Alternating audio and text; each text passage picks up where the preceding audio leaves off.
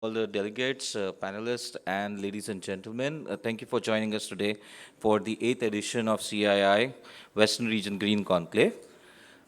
Today's session, we will begin with our inaugural session, and for that, I would like to call upon stage and welcome Mr. Sunil Chordia, Chairman, CII Western Region, and Chairman and Managing Director, Rajratan Global Wire Limited. Thank you, Mr. Chordia. May I call upon stage Dr. Praveer Sinha, Deputy Chairman, CII Western Region and Chief Executive Officer and Managing Director, Tata Power.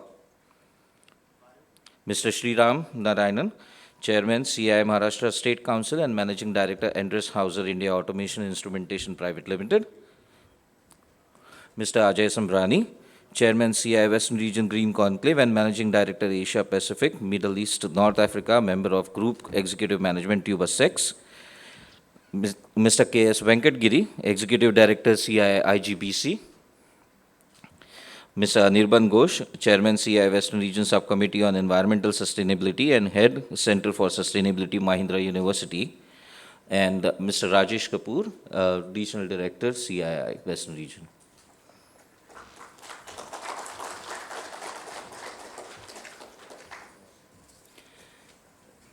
Now, may I request Mr. Sunil Chordia, Chairman, CII Western Region, to please deliver the welcome remarks.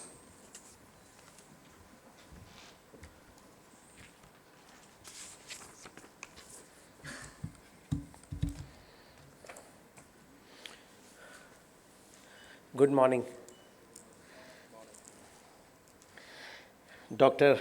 Praveer Sinha, Deputy Chairman, CII Western Region and Managing Director and CEO, the Tata Power Company Limited. Sriram Narayanan, Chairman, CII Maharashtra State Council and Managing Director, Endress plus Hauser Automation Instrumentation Private Limited. Ajay Sambrani, Chairman, CII Western Region Green Conclave and Managing Director,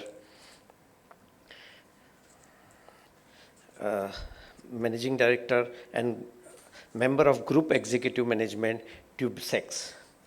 Anirban Ghosh, Chairman, CII Western Region Subcommittee on Environmental Sustainability and Chief Sustainability Officer, Mahindra Group. K.S. Venkatgiri, Executive Director, CII IGBC. Dr. Rajesh Kapoor, Regional Director, CII Western Region. Friends from industry, academia, government, esteemed speakers, friends from media, ladies and gentlemen, I would like to welcome you all to this conclave today. On behalf of Confederation of Indian Industry, it is my pleasure and privilege to welcome you all to the 8th edition of CII Western Region Green Conclave 2023. CII works to create and sustain an environment conducive to the development of India, partnering industry and state governments through advisory and consultative process. CII will be happy to work with the respective state governments for building an inclusive, sustainable, and competitive state, and this collaboration becomes more crucial in 2023 as India took over the presidency of G20. CII has been officially appointed as the B20 India Secretariat and will undertake series of initiatives cutting across the identified priority areas on the theme R.A.I.S E, responsible, accelerated, innovative, sustainable, and equitable business. Business 20, as the voice of the G20 business community, leads the process of bringing together global business leaders for their views on global economic issues and aims to deliver concrete and actionable policy recommendations on priorities of each rotating G20 presidency to spur economic growth and development. Green growth and sustainability are among the key focus areas of G20 and B20. This conference also aims to accelerate the transition to sustainability. CII has been consistently focusing on industry engagement in initiatives like green building, renewable energy, green and sustainable manufacturing through various platforms and forums.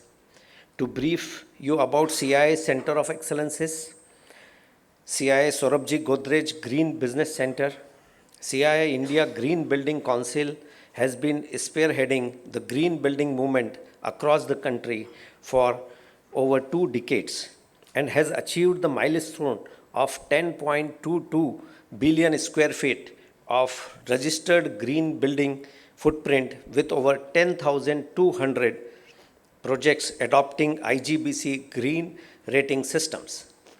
This has enabled India to emerge as the second country in the world in terms of largest green building footprint. Till date, IGBC has launched 31 different green building rating programs to suit various types of projects. These rating programs are aligned with various national codes and standards.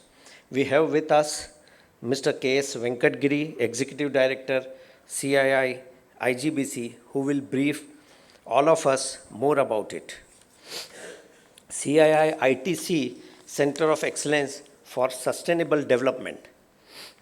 Since its inception in the year 2006, CII ITC, Center of Excellence for Sustainable Development, mission is to propagate innovative ideas and solutions in India and globally to enable businesses and its stakeholders in sustainable value creation. It has been a pioneer of environment management systems, biodiversity mapping, sustainability reporting, integrated reporting, and social and natural capital valuation in India, thus upgrading business in India to sustainable competitiveness. Another CII Center of Excellence, CII Center of Excellence for Competitiveness of SMEs, enhance the capability of small and medium enterprise to become world-class through engagement with all stakeholders and global partners. One of the focus areas this Center of Excellence is energy audit and management.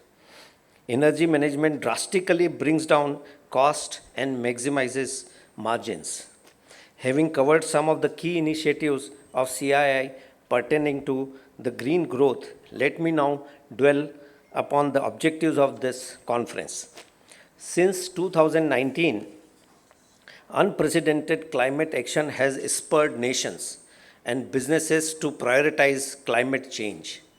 Sustainability is high on the global corporate and government agenda, with many countries weighing for carbon neutrality in coming decades. Interestingly, both the net zero concept and the sustainable development goals adopted by United Nations are intrinsically linked. Hence, the transition to an environmentally sustainable future is a broader gateway in achieving the UN SDGs. Additionally, the micro, small, and medium enterprises, regarded as the backbone of the economy, become a crucial stakeholder to meeting global climate commitments. In India, the big concern is the challenges and subsequent support MSMEs need to implement sustainability goals. We all know that industrialization or doing business goes hand in hand with the environment. To excel in both the fields, environment and industrialization, we need to adopt good technologies leading us on a path to sustainable development. It is no secret that we find ourselves amidst a climate crisis that demands our attention and action. With many nations committed to attaining net zero emissions by 2030, time is of essence. It is one of the primary reasons why there is a pressing need for organizations across the globe to prioritize their ESG goals. Net zero goals are ambitious but possible. Among other things, organizations must strive to assess and reimagine their supply chains. Sustainability disclosures and reporting play an important role to help industry and investors to reduce risk across the supply chain and enable an efficient decision-making process. Let me conclude by saying that today's conference is a great platform to discuss, deliberate, listen to experts from different fields and exchange ideas, experiences, and expectations around the way forward for accelerating the transition to sustainability. With these words, I wish the conclave a great success. Now I would like to invite Mr. Ajay Sambrani, conclave chairman, to set the preamble. Please.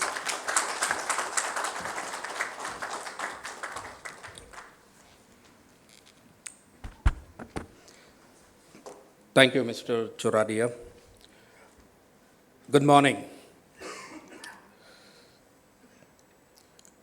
Chairman CII Western Region, Mr. Sunil Choradia, Mr. Praveen Sinha, Deputy Chairman, Western Region,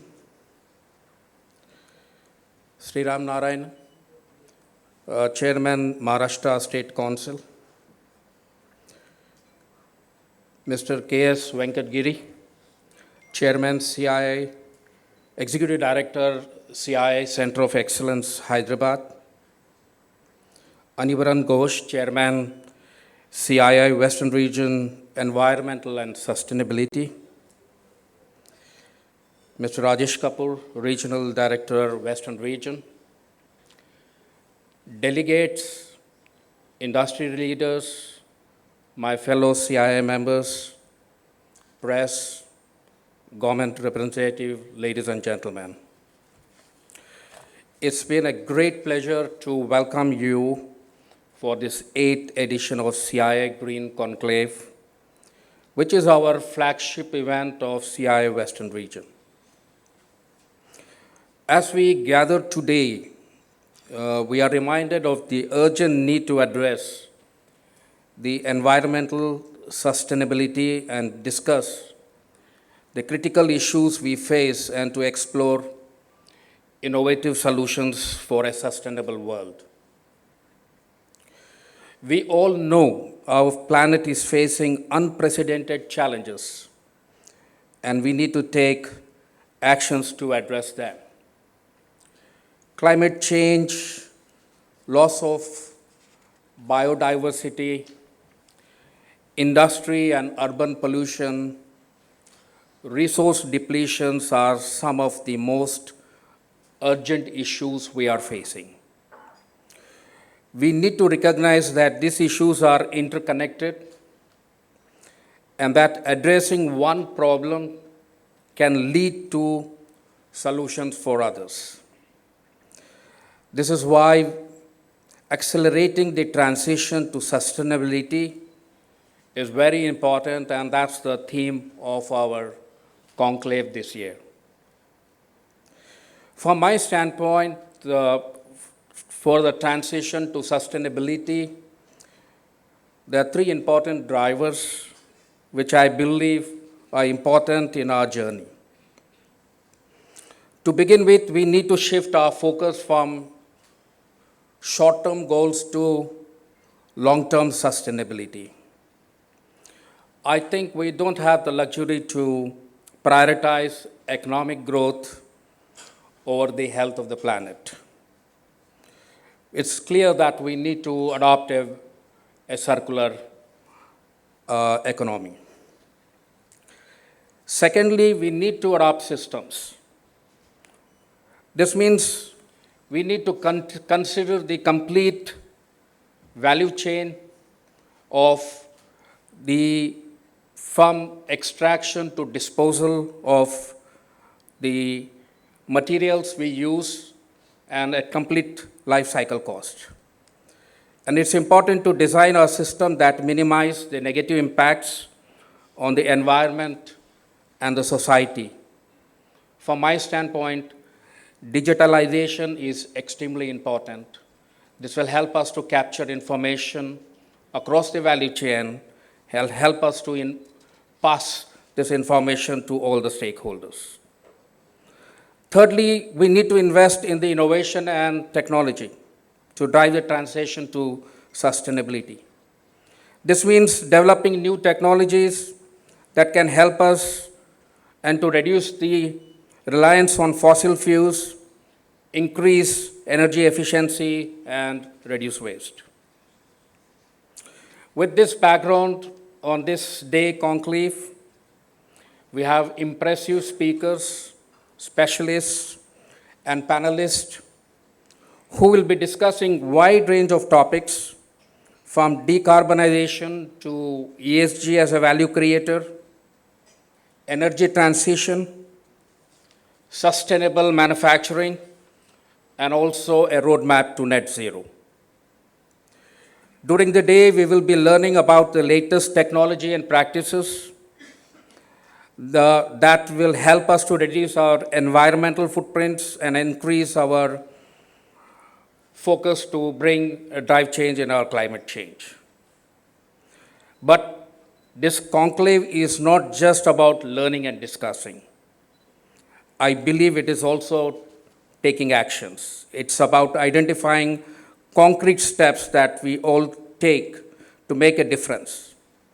We all have a role to play in protecting the environment, whether we are policymakers, business leaders, educators, or concerned citizens.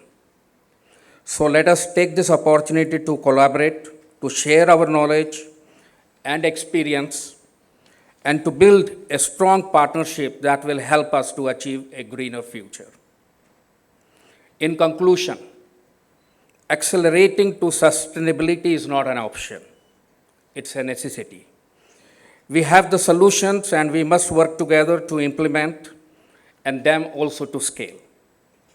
The journey towards sustainability is challenging, but the rewards are immeasurable.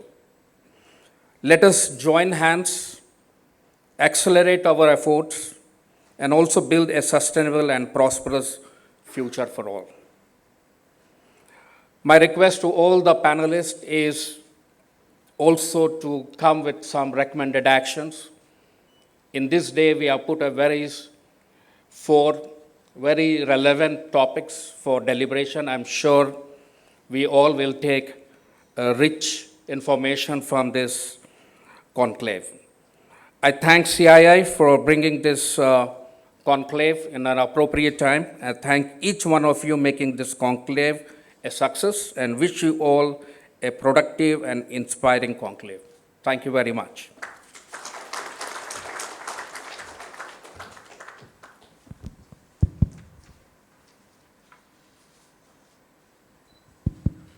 May I request Mr. Sriram Narayan, Chairman, Maharashtra State Council, Managing Director, Enders Hauser, to give a special address on this morning. Thank you.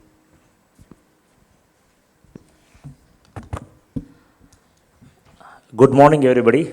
Respected dignitaries on the dais, my friend Sunilji, Dr. Praveer Sinha, Dr. Rajesh, Mr. Venkat Giri, Anirban, and of course, Ajay, as I call him, Ajay Sambrani.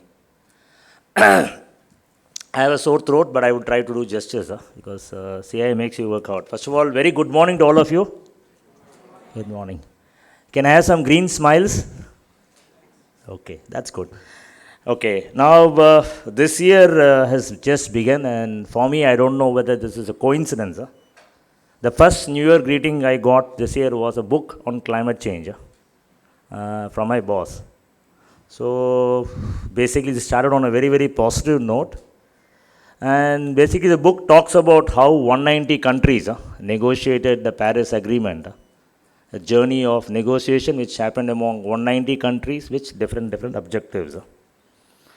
And I was just thinking the journey for India is almost going to be the same, because India is a very, very vast continent, and we have almost, I would say, the size of Maharashtra is more than Germany. And here we have a lot of topics which gets discussed time and again. So I don't know whether it's a coincidence, good coincidence. We adopted this year for Maharashtra a theme called as IGST. Nothing to do with taxation. I stands for innovation, G stands for growth and sustainability and technology. So basically we said, okay, we would focus on water, energy. Dr. Praveet Sinha is here. I would like to thank Tata Power for organizing energy, I think how to efficiently manage energy across this Maharashtra state, solid waste management and circular economy. And interestingly, I thought, why do we do all this? Because purpose of all of this is to improve the quality of life. I think that's important. And I thought, let me share some few examples because we have a lot of experts who know much better about a topic. So I thought, let me share a few examples which I feel, which will reflect what we talk in a conclave. I think I'll just give one example. I think there is a river or a nala in Aurangabad which is called as a calm river. I see Tejasri out here, she visited that. This, because of development in the 1980s, I hear this river people used to go and have baths, go for a swim. Today, when you enter Aurangabad, you see you have a nice smell. Of course, it's improved quite a lot now because sewage flowing through. So this has shown how a development which has happened in a city has taken away the source of drinking water. And friends, believe me, I think this is a status which is there across the country. We today have a lot of programs going on. People think, okay, this is, let's say, Ganga mission rejuvenation. All these are very, very important. And the citizens, okay, a bunch of crazy people, including me, I think we thought, okay, let's revive this river. We started with a lot of good faith. 2015, I think we cleaned up the river, removed some 600 tons, and it was good. I think the river started flowing again. The next rainfall came, I think everything got destroyed.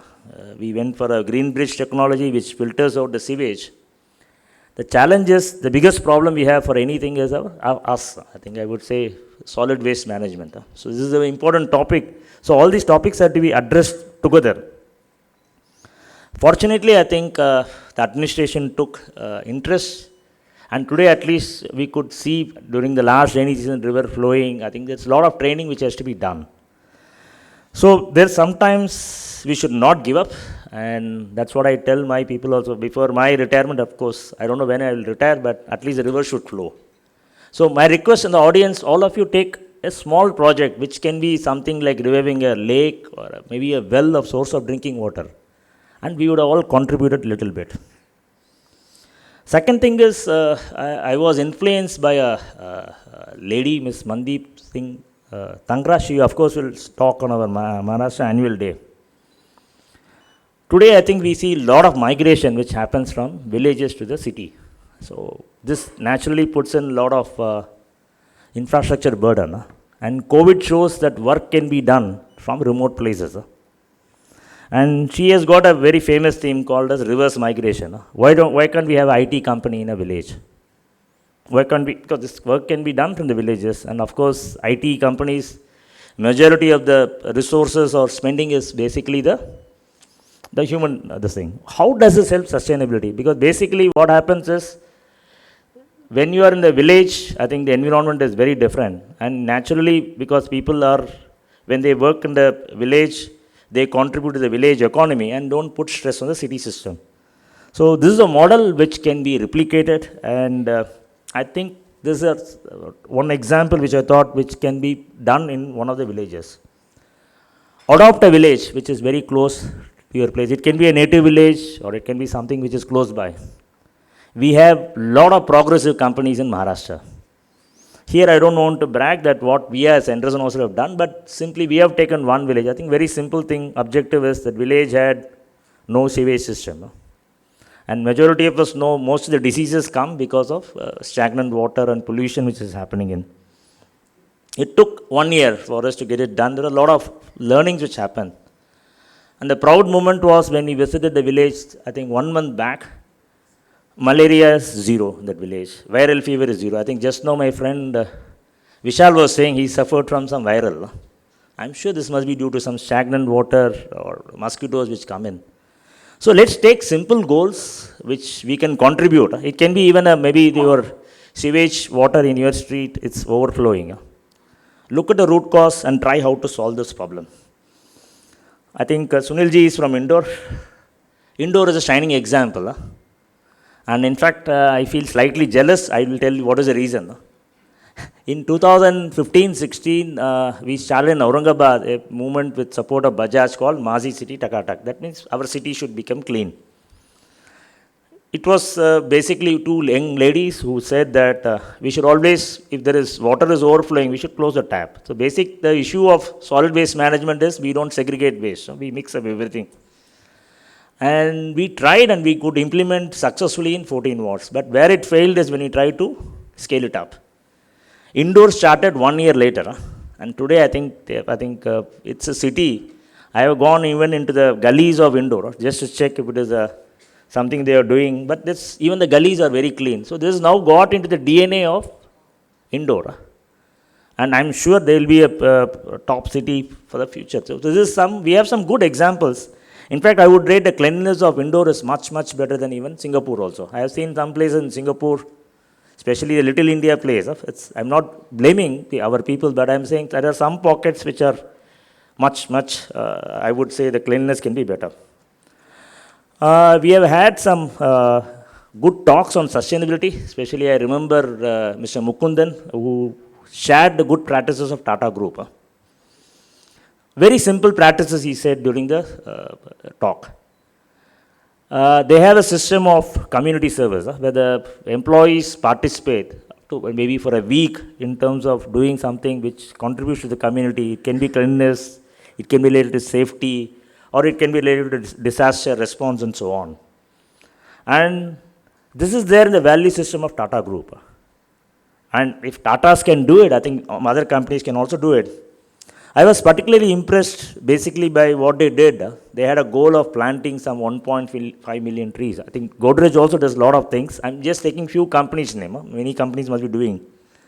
And there was one gentleman in Aurangabad who said on Independence Day last year, I remember, all the family members should plant tree. So it was a Guinness Book of World Recording, 1 lakh trees. And it was possible. I think people did plant tree, including my own family. So these are some things which we can do to contribute to the sustainability. Coming to the innovation part, I think this was spoken by Ajay, which is very important. I think last week, 2 weeks back, I was in Mumbai, and there was a gentleman who said Russia has come up with an innovation where they have come up with cement sheets. So generally, when we make a foam pond, we use the plastic. And this cement sheet is quite an interesting thing. This is an innovation. Okay, Russia, now people, I don't know how they will this, but it's an innovation which has happened. So we should always look for innovations which would support I would say the sustainable action. Okay, all of us are now, vehicles is a buzzword. But have we thought through how do we dispose the batteries? Because now I think the e-vehicle penetration is very less. If we come up with a solution, because if we don't dispose the lithium battery properly, we probably will cause more damage than the fossil fuels. So here I would say that I read a saying, we should be selflessly selfish. Meaning is that we should always think through what will happen for the next 25 or 30 years.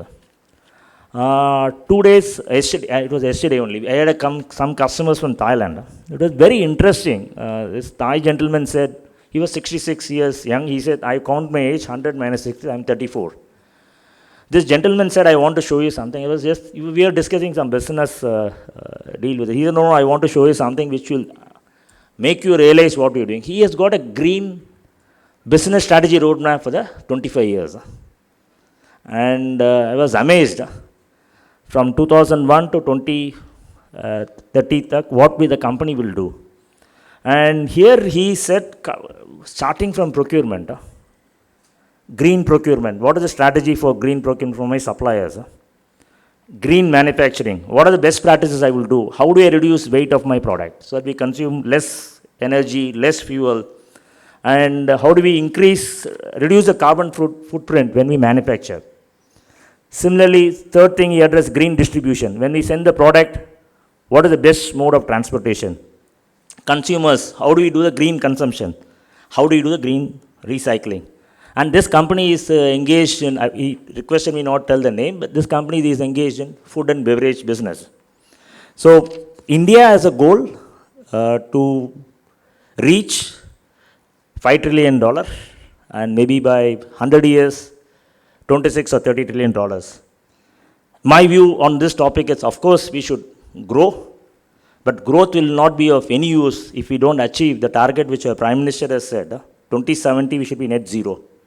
I would be very happy even if we don't reach 27, if we reach 2047, if we reach a net zero by 2047.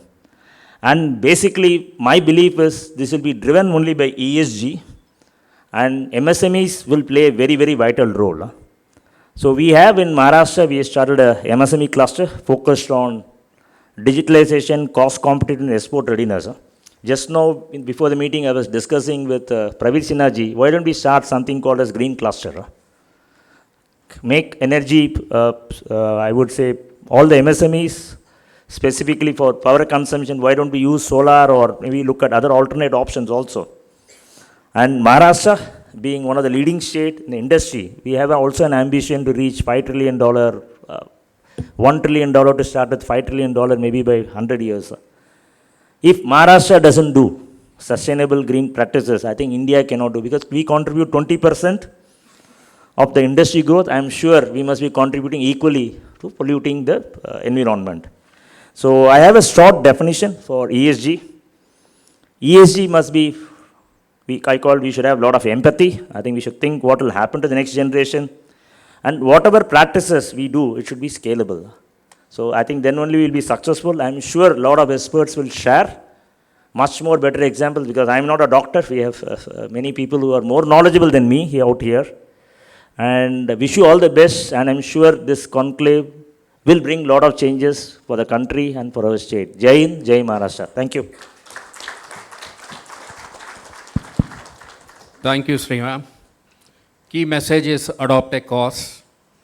This comes from an ethos from the company he works, is Enders Hauser, which I was associated way back when Enders Hauser decided to put a manufacturing facility in Aurangabad. The chairman of Enders Hauser, Klaus Enders, came and said, we will plant 50 acres of garden. Can you imagine, in a drought place way back in 1998, to put a 50-acre garden, and Enders Hauser did that 50 acres garden. We personally went to all the distilleries around to bring all the wastewater into irrigating the 50 acres. Thank you, Sriram. May I invite now Mr. K.S. Ventagiri, Executive Director, CII Green Building, to make a special address. Thank you. Thank you, sir. Good morning, ladies and gentlemen. Dignitaries on the dais, off the dais, friends. It has been a privilege to be part of the Green Conclave of Maharashtra. I have been here for a majority of the Green Conclaves, almost I missed 1 year, but apart from that, I have been here for all the events. It's good to hear from the previous speakers. Interesting perspectives have been presented. I just would like to spend a few minutes of take a few minutes of your time to just share some perspectives in terms of how the green movement in the country has been growing and spreading in the last 20-30 years. Just imagine about 30-35 years back in late 1980s or the early 90s, green was something which was the end of the pipe. Green was something which is generally we said it's not for us. Green, we said it will make us uncompetitive, it will increase the cost. Maybe sometime we use CSR to do green. Ornamental. Even in terms of allocation of human resources, if you find somebody who is not good in production, if you find somebody who is not good in maintenance, then they said put him in charge of ETP. You know, that's the way it was about 30-35 years back. This was the first paradigm. Then things changed in the early 2000. Green was becoming attractive. It was people started demanding green. All the companies which had a lot of foresight started implementing green. Green was expensive, but it still had some payback. We said yes, green could make business sense. Maybe not in the immediate term, in the medium term or long term. Just to give you an example, when the year 2003, when the Green Business Center came up, it was the first green building in India, we spent nearly about 20 to 25% more. Mr. Godrej said, first you start demonstrating before CII start preaching to its members and other stakeholders. So CII took nearly about 3 years of time to develop the concept and then construct the first green building in India. It was expensive. Then things changed. Slowly, more and more companies started adopting green measures. Economy of scale came in. More technologies started coming in. It had become a little more attractive. What was 20% became 5%, 3%, 2%. Now, right now, about a year back, we have had a lot of data in terms of one aspect of green buildings. We find that a well-designed green building of a moderate or even higher level can be 2 to 3% lower in terms of construction cost itself in comparison to a conventional building. So earlier it was good to be green. Then it said there is an economic payback, so it's wise to be green. Right now, it will be foolish if you are not green.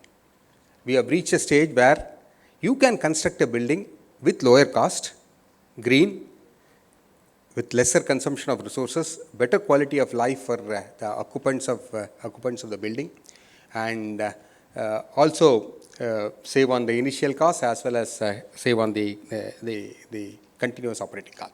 This aspect is spreading across the entire sector. Building is one.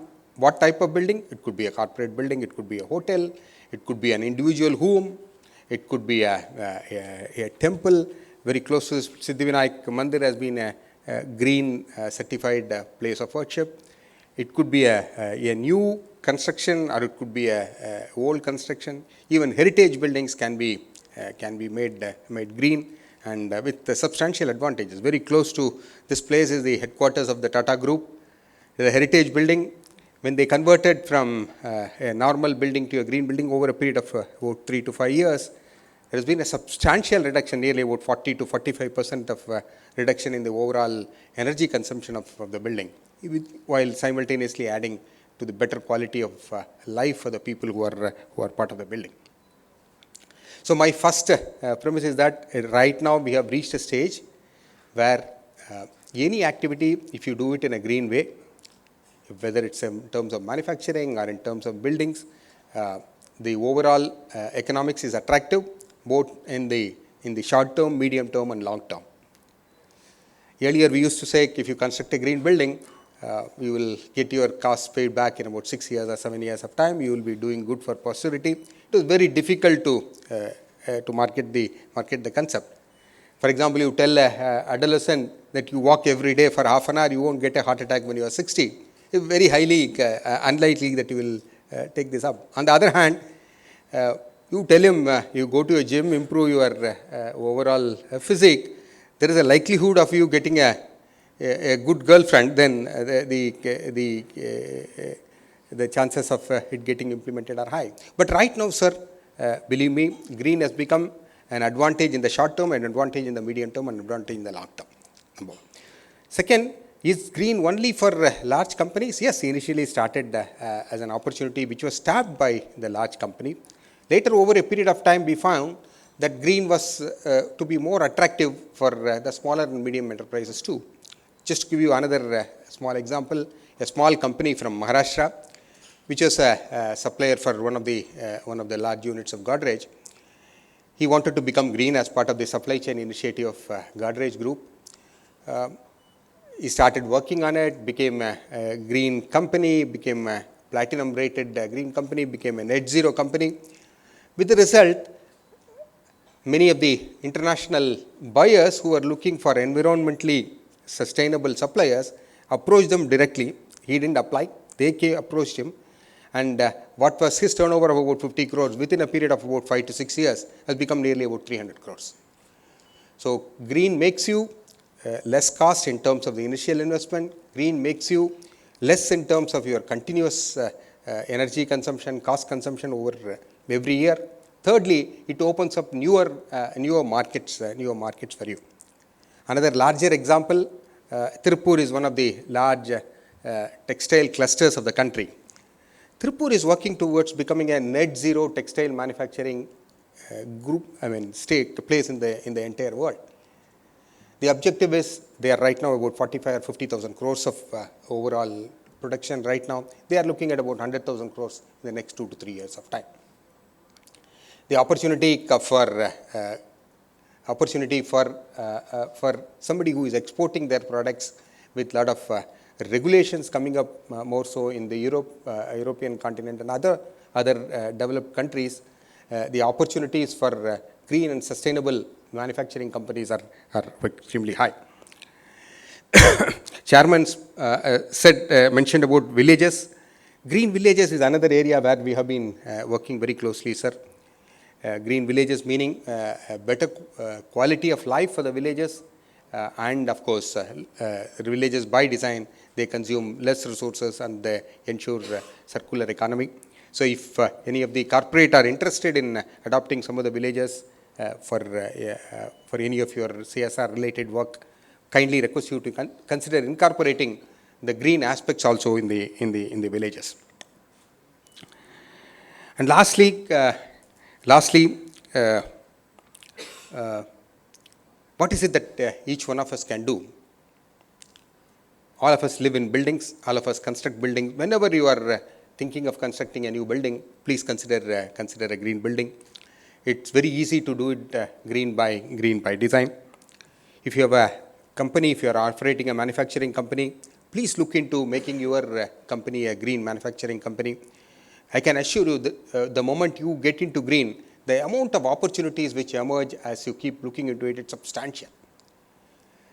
CII has introduced a rating called the Green Company Rating to help industries to become green. The first 350 companies which adopted have saved about 3,750 crores. This is not just energy, this includes material, this includes GHG, this includes waste. All of them put together, there has been a substantial reduction in monetary, there is substantial benefits in terms of monetary advantage. So, so if you are operating a green company, please consider converting your company into a green company. All of us buy products, all of us manufacture products. So internationally there's a movement on sustainable public procurement, sustainable procurement by large buyers.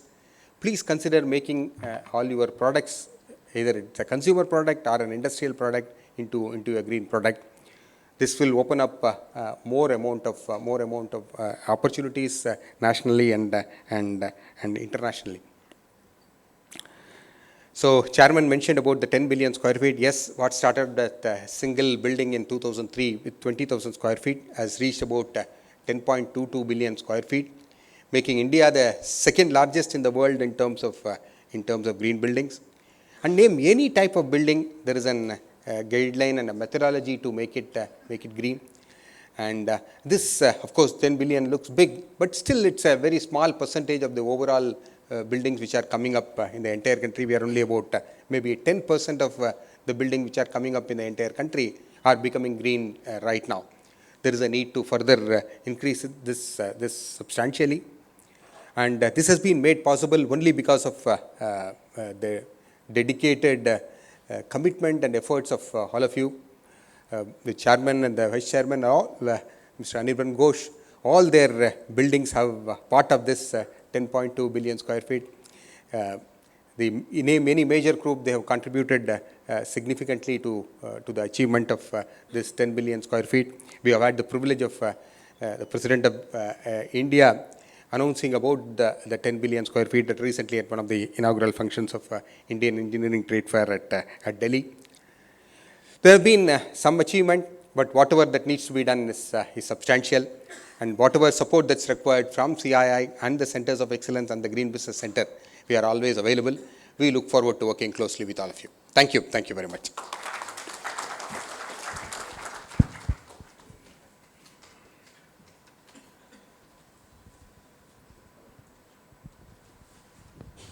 Just a point here. Sriram talked about Indore.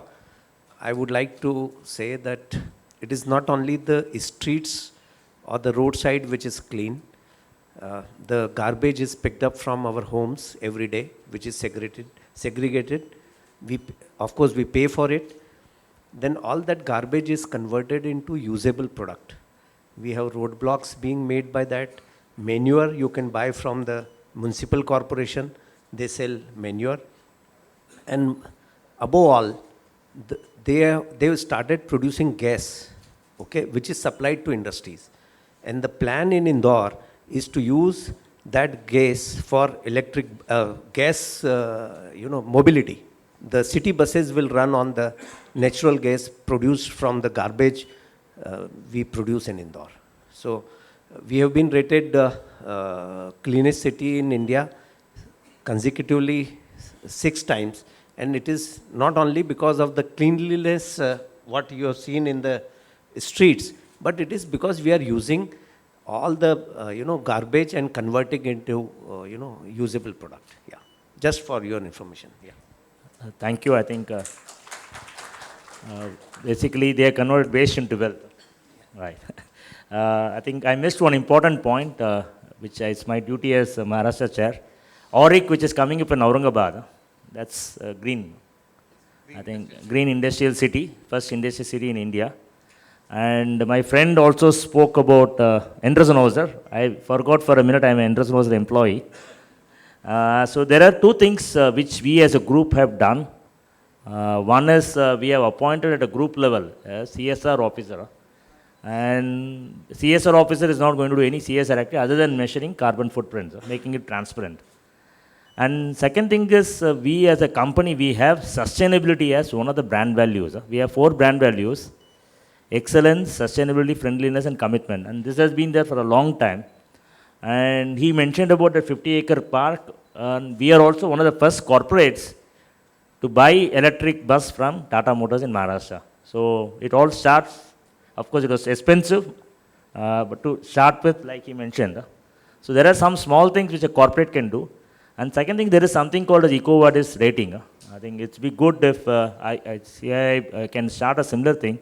So we are among the platinum companies. So this is something which I didn't speak about it because I thought my role here is CII Maharashtra, but I think you can always learn from good practices for the corporates. So thank you.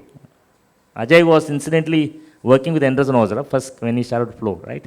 Yeah. Thank you. Thank you, Mr. Choradia and Sri Ram. I hope, Mr. Choradia, we can take some of people to Indore to see the evolution, the way Indore has led the country. Thank you, Mr. Venkatgiri. I think the evolution of green buildings is no more mirage, is happening. We can see in more and more in urban areas. It's heartening to know that we are talking about green industrial zones and also rural areas. Thank you for bringing up, and may I now request Mr. Praveen Sinha, Vice Chair, CII Western Region, Managing Director, Tata Power, to do a keynote address.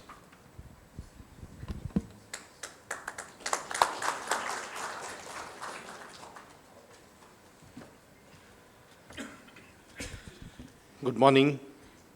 Thank you, Ajay, Sunil Chodia, Chairman of Western Region, CII, my senior colleagues from CII and industry leaders on the dais, and all the delegates who are part of CII and have come here for a very, very important topic.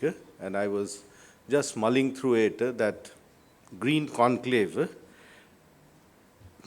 it talks about accelerating the transition to sustainability. So the transition to sustainability is already there. How do we accelerate? And I think the previous speakers talked about sustainability and how the focus, of course, was on clean energy, green energy. But let me try to also figure out and put it in perspective that what do we understand by sustainability?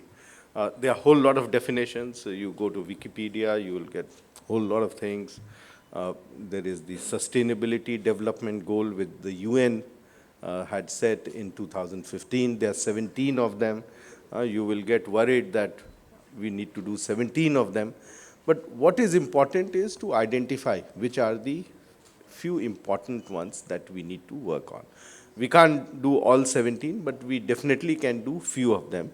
And let me just talk about the few that I feel we can make a difference. And this is not because the UN said it, or we had the Paris Treaty in 2016, or we had the Kyoto Protocol in 1988, but this is a reality. This is something which is impacting all of us.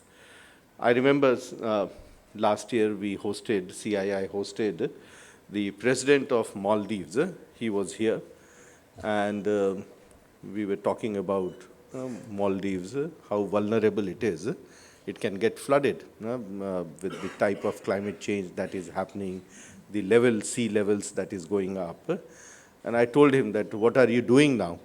So he says, yes, we have a challenge. But he said, why are you asking me? You should also be equally worried. You stay in Mumbai. And he looked outside the window and said that you will not have this building in 2050 if you don't take care.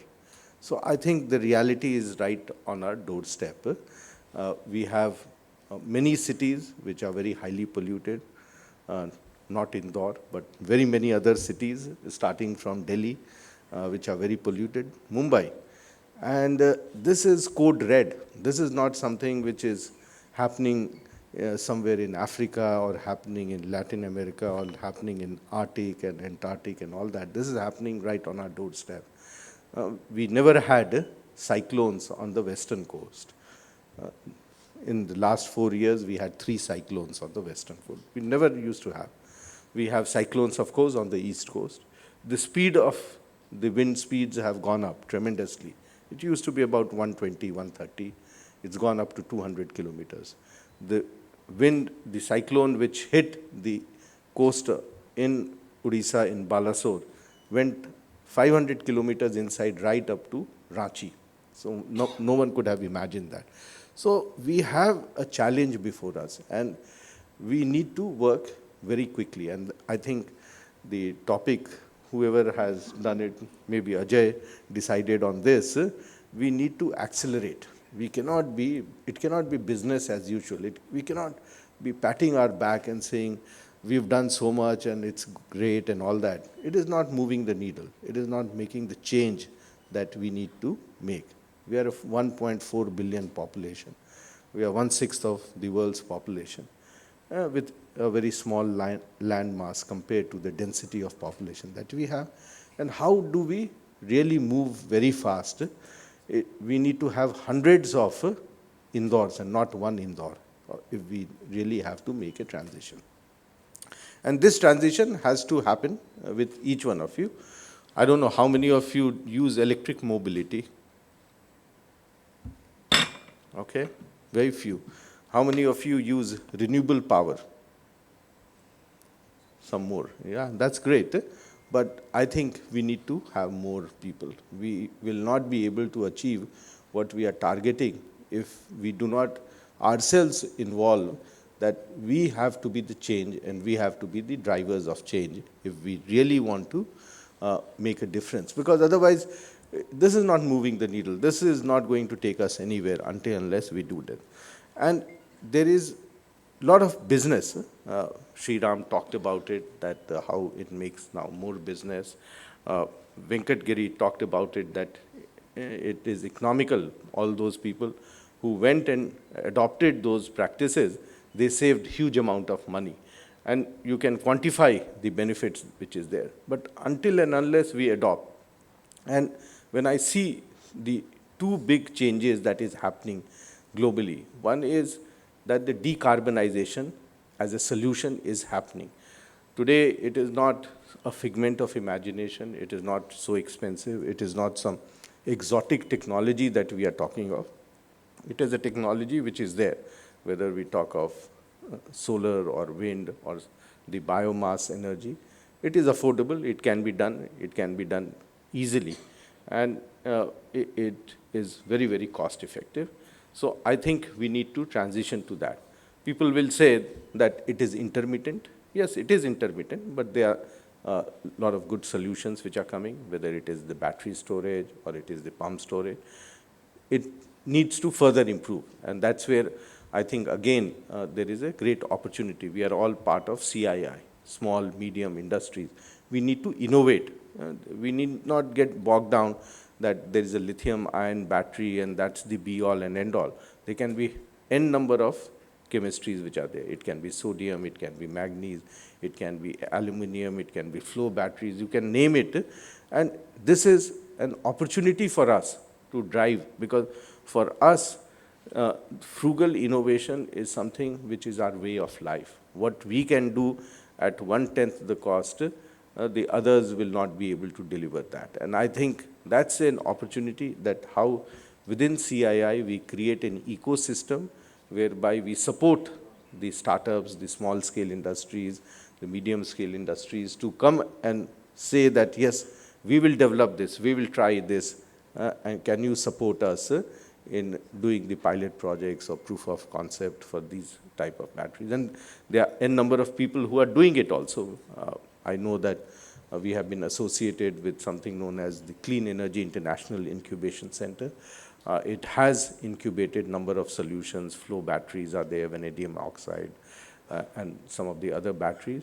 And they are very, very low cost, very effective, good for Indian conditions. Many of the batteries that comes from abroad, they are good for the European conditions or the US conditions. As soon as the temperature goes up above 40 degrees, the degradation of the battery takes place. And 45 degrees, the battery is in very bad shape. You need to provide an air-conditioned place for them, otherwise they will not survive. So I think there is a lot of innovation that we can do. A lot of innovation we can do on various other technologies that we have been talking about. And I think there has to be a great movement that we need to transition from the conventional sources to the clean sources, and that is the only way. A lot of discussions we've been having for many years that we should have nuclear power. We don't see that happening, whether it is the nuclear fission technology or the fusion technology. But these are the areas that today our industry can come up. And so I'm sure during the part of the discussion today, it's not only about talking about sustainability, but how do we make this a reality? How do we make it affordable? How do we make it happen? I saw that there is a discussion on hydrogen, but hydrogen will not happen at the present cost. There is no way in hell that we can make hydrogen at $6 or $7. We need to make it at $2. And how do you make that? The cost of energy is 70% the cost of producing of hydrogen. So until and unless you bring down the cost of energy and make it 2 cents or something like that, it would be very difficult. So there is a great necessity, there is a great opportunity, and that's where I feel that as CII, all of us can really support each other, try some of the creative things, some of the innovative things. We may fail. Out of the 100 experiments that we will carry out, maybe 95 will fail, 98 will fail. But if the 2 succeeds, I think we have a solution for this country. And this solution is not only good for us, but it can then be scaled up and taken up anywhere else. Talked about the village economy. India has 600,000 villages. Just imagine if each of these villages has 24/7 access of electricity. And mind you, when we say that our villages are electrified, not that everywhere it's a 24/7 supply that is happening there. In fact, I always say that in the DISCOM definition, 24/7 means you will give 24 hours in 7 days, not in 1 day. So in villages, when you go in many parts of India, that is a reality, but nonetheless, but we need to make it 24/7 in 1 day.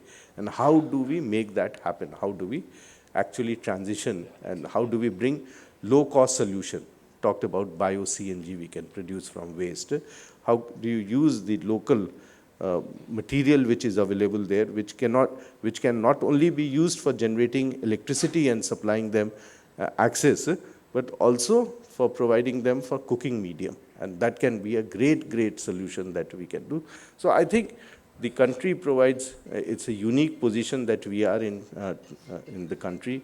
The country provides unique opportunities, and this sort of number of people, demand. In fact, all studies show that the global energy demand is only increasing by maybe 2% It's only in our country it is going up by 5%, and in fact, in last 2 years, we've seen it growing by 10%. So this is the place where huge opportunity is there. It's for us to work fast, it's for us to accelerate, it's for us to expedite. I think CII is giving a great platform, great opportunity to all the members. It's a question of how do we collaborate and work together, how do we make this happen, and how do we walk the talk. It should not be that we are very happy at 4 o'clock today that we had a great seminar, we had a great conclave on green energy, but the net result is zero. So the net result has to be something more concrete. Otherwise, we'll have some pieces of paper and some documents and all that, but this is not going to benefit anyone. So we need to move to a stage where we all can work together. We have, of course, Sriram, who is the chairman of CII Maharashtra. We have Ajay, who is the Western Region in charge for Green Conclave. We have Anirban, who is the Western Region Subcommittee on Environmental Sustainability. I think we have the right set of people. It's just that we need to move in a direction where we create more platforms whereby people can come together and work together and collaborate. I have not touched on the other aspects of sustainability, but Sriram definitely mentioned about how improving the biodiversity is important. For, again, Maharashtra, this is very, very important. We have a coastal, we are a coastal state, mangroves are an issue. Increasing biodiversity, we are part of the Western Ghats, which is one of the hotspots globally, and we need to work towards it to protect it and also enhance it so that we are able to create much better life forms to take care of our future generation.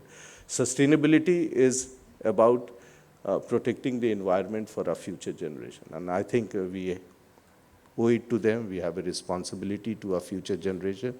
Whatever we are getting, they should get much better than us and not worse than us.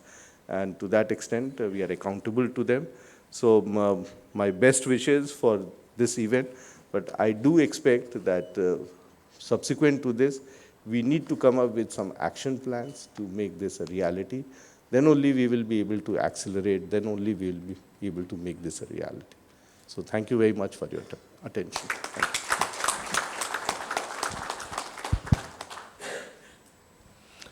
Thank you, Mr. Sinha. Inspiring their words. Walk the talk starts with I. I think, as you saw that many of us, we don't use any mobility which is green, nor we have an energy which is green. I think he touched about the important aspect of decarbonization. I think, I'm sure coming from a Tata group of companies, I'm sure they will lead a number of initiatives which we all can learn. Just want to, our company, Tubaces in Spain, just raised a fund of 100 million euros. It's called ESG fund. And this comes with close to 0% interest, and it comes with a commitment that you reduce your carbon footprints in 3 years. So this is coming, ladies and gentlemen. This will come anytime soon to India too. So this is something is coming more clear and faster and faster. Thank you, sir. May I request now Mr. Ariban Ghosh, Chairman, CII Western Region Subcommittee, Environmental and Sustainability, to give vote of thanks for the inaugural session. And we will have a tea break after this, and then we start with the first panel discussion, which will be on the ESG value creator. We'll have a 10 minutes tea break after this session. Thank you. Thank you. Dignitaries on the dais, ladies and gentlemen, a very good morning to you. It's been a great start to the Green Conclave. But if you look at the underlying themes that we've all heard, we've heard that the India story is unfolding. If you've got that viral video on WhatsApp from Deepak Bagla, you know exactly how it is unfolding. If you haven't, Sriram gave you a little idea of how the India story is unfolding. Infrastructure, digital, and climate solutions are enabling India to be on a greener growth path than ever before. No country has grown the way India is growing, and no country has ever grown in a path that was greener. You heard many possible opportunities of green growth today, and in those stories you saw that it is possible to grow business, and it is possible to get investments, it's possible to get new consumers through a green growth story, which essentially means that for every one of your businesses, the green transition is a business opportunity. If you're wondering how on earth is it a business opportunity for my business, and if you're asking questions like, but this technology is very expensive, we can't do it, take a step back. You have always said this about any new technology that any industry has ever faced. But the pace at which we are doing new technologies today is much higher. And this is the first time that government will do regulation and policy to help you adopt new technology. It has never done this before for any new technology. Because what we are trying to solve, the climate problem, has a time limit. We cannot allow normal market forces to play out the way it does, where every new technology takes about 10 to 20 years, leaving aside exceptions, to go from becoming a good solution that is being developed to becoming an economically feasible solution. So again, a huge opportunity in the transition to green growth in our country. Let me thank Chairman Chordia for telling us the various enablers that CII has put in place that we can take advantage of as members of the industry. There's a lot of hard work that has already happened in these institutions that CII has been nurturing for many years now, some of which you heard the impact of the work in the green building space we've discussed in great detail in this conversation in the morning. Chairman Samrani went and explained the interconnected climate problems that we are trying to solve, mentioned some solutions, and then of course there was the conversation on circular economy, which got highlighted even more when we discussed Indore with in such great depth. Let me tell you a little anecdote about this journey of Indores. Today they are 6 years cleanest city of the country. After they were 2 years cleanest city and they entered the third year and they were going to compete again, these vehicles which would collect segregated garbage and go into every single lane, they had a little speaker. And as the vehicle would go, you would hear in the speaker something that said, hat trick, hat trick, hat trick. What a fantastic way to create a movement among the people. And that it was a success is clearly shown by the fact that not only did they get their hat trick, they've got a double hat trick now. I do hope that they get competition very soon, that it is not one-way street. It's interesting that these practices are probably spreading faster in the smaller cities of the country. I've seen trucks like that in Udaipur and a few other smaller cities. Hopefully, we'll see them in the bigger cities too. Chairman Narayanan went on to talk about the climate solutions and linked them to a better quality of life. So thank you for that, Sriram. You talked about IGST. We were all a little worried where you were going, but then you helped us understand that this is not another thing that's going to become a bane of life.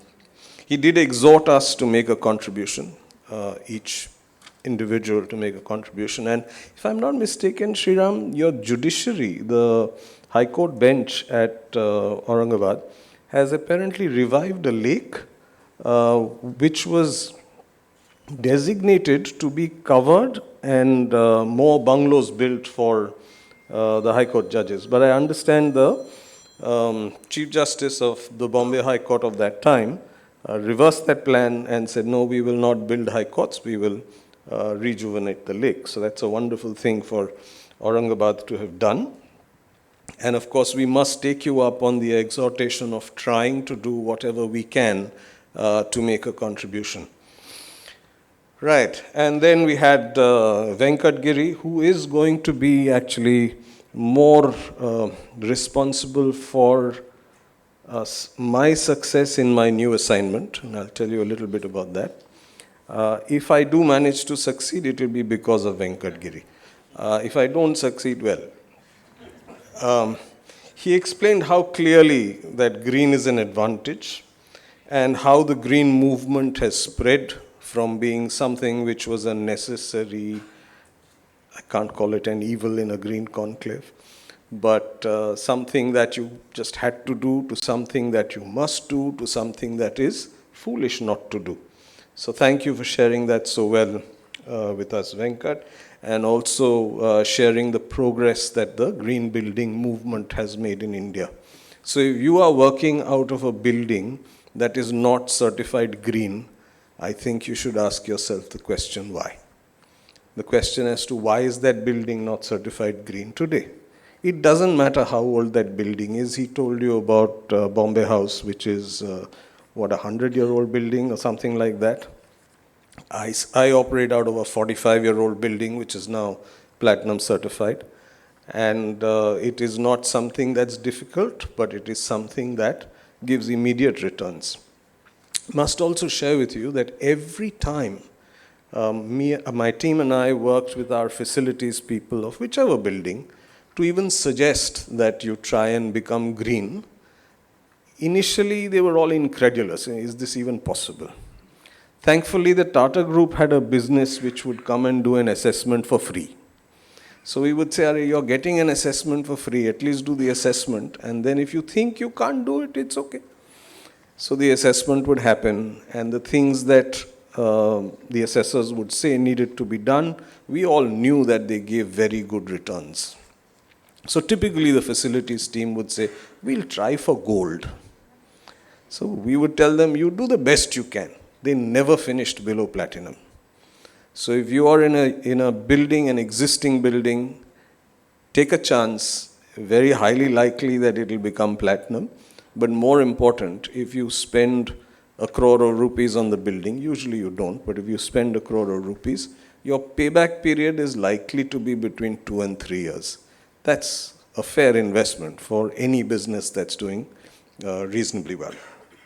Okay, my plug for green buildings is done, Venkat. Dr. Sinha made a very good case for accelerating the transition to green. By adopting new technology, by adopting innovation, and of course by articulating how we should be the change that we want to see. A message that Sriram had also shared. The most interesting thing that I thought that Dr. Sinha did was to tell us that we must make sure that our actions don't, the result of our actions or the net result of our actions should not be zero. So, the result of our actions must be net zero, but the net result of our actions should not be zero. A subtle but very important difference in the understanding of the term. So thank you very much. As you can see, we've had a very rich discussion.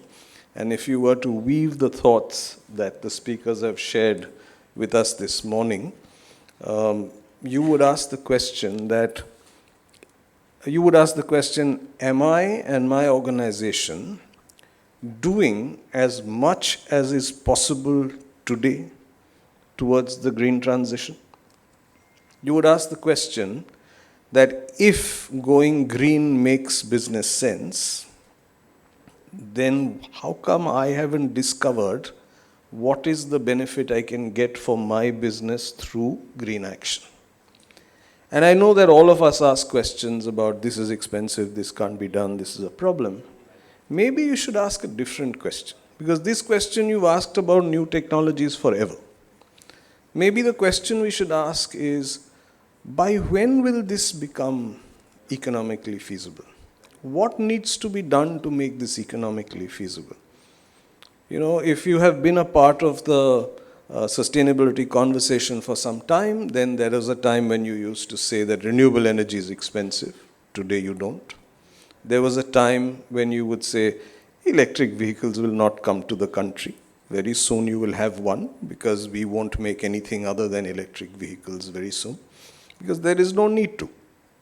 Because the electric vehicles, at least the passenger cars, will be far better than the IC engine cars. They'll be better toys. You will want to buy them, right? So every technology goes through this. We are seeing some technologies in our space today which are expensive. The question to ask is, so how is this technology transition going to happen? I sometimes, when I'm speaking to my colleagues in the business, I say, see, if you don't want to understand climate change, no problem. You don't want to understand green, no problem. But you have to deal with technology transition in your business. Otherwise, you will be out of business, as businesses that have not dealt with technology transition have been in the past. I mean, there is a reason why Dr. Sinha is moving so rapidly into renewable energy. Yeah, it is the right way to go for a power company. So these are many of the opportunities which have got discussed in great detail. I'm happy that I was able to add a dimension to it, but let me close by thanking everybody for bringing out these points so clearly.